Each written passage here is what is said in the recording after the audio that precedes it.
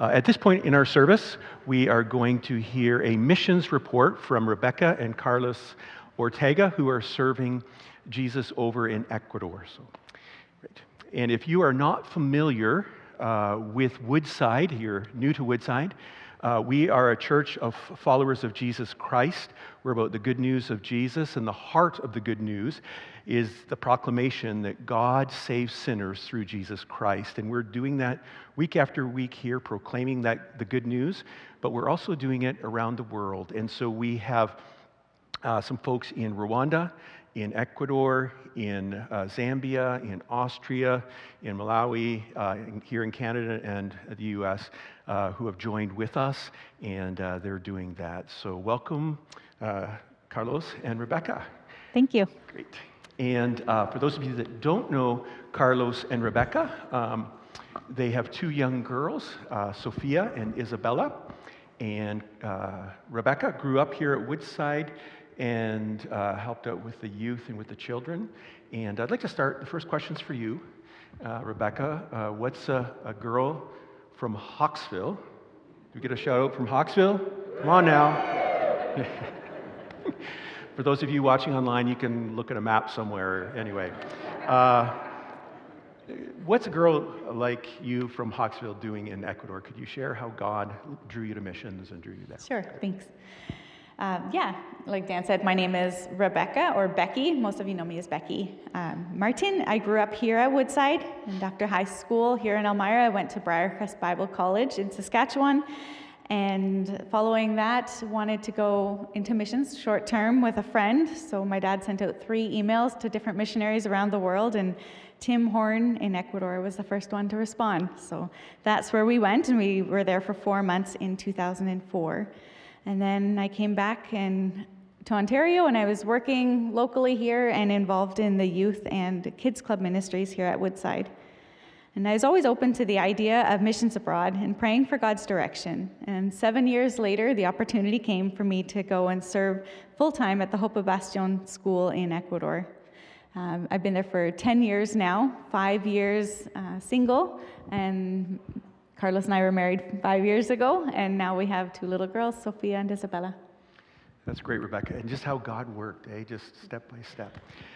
Could you guys share, and if you're not familiar, we've been partnering with the work in Ecuador for years here at Woodside, and there is a church, a school, and a camp. So first with the church, Carlos, could you share there? Good morning, everyone. Ha sido un tiempo muy hermoso durante este tiempo de la pandemia poder compartir lo que el Señor está haciendo. So it's been great to be able to, through the pandemic, see and be able to share with you how God has been working. Digo esto de que ha sido un tiempo muy bueno porque teníamos que confiar en la soberanía de Dios para saber si la próxima reunión iba a ser presencial o no. And it's been a challenge because, 1 week we were just completely trusting in God's plan because we would not be sure if the following Sunday we were going to be able to meet in our church or not.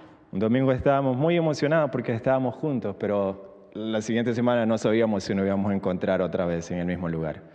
So there were parts during the pandemic where we would be together one Sunday and excited that we could be, seeing each other even with masks and stuff, but then not know if the next week was going to be the same. Pero también durante este tiempo de pandemia, Dios nos ha abierto puertas con familias nuevas. But even through the pandemic, we've been able to see how God has opened doors to be able to meet new families through the pandemic. Durante mucho tiempo, como líderes, estábamos orando por nuevas oportunidades y nuevos lugares donde poder compartir el Evangelio. So for even months and years before the pandemic, us leaders at the church have been praying about how God can be able to take us somewhere new or to bring new people to us that we can be able to share God's love with them. Y fue justamente en el tiempo de pandemia que una familia nueva de la iglesia dijo, ¿sabes qué? ¿Por qué no viene a mi casa y compartimos la Biblia? And it was actually during the pandemic when a family from our church invited me to their home to do a home Bible study and to share with other families in their neighborhood. Y fue justamente la familia del lugar donde estábamos orando. Entonces Dios respondió a nuestra oración. And it was actually just the way God worked, and it was just the answer to our prayer that we were able to be in this home specifically for a family that we were praying for. Pero también ha sido un momento como el cuerpo de Cristo, mostrar lo que realmente muchas veces hemos leído y escuchado acerca del amor de Dios. It's also a time that we were able to act what we have always learned about and known about God's love, and it was a time to put that into practice. Y ese amor nos motivó para mostrar a través de mensajes, de llamadas, comprar medicina, acompañar a alguien en su momento difícil de dolor. So through other people's dark times, we were able to be there for them through messages, phone calls, hellos on the street, and buying medicine and food for those that needed it. Cool. Great, thank you. And a little bit about the school, how God has been working at the school. Sure.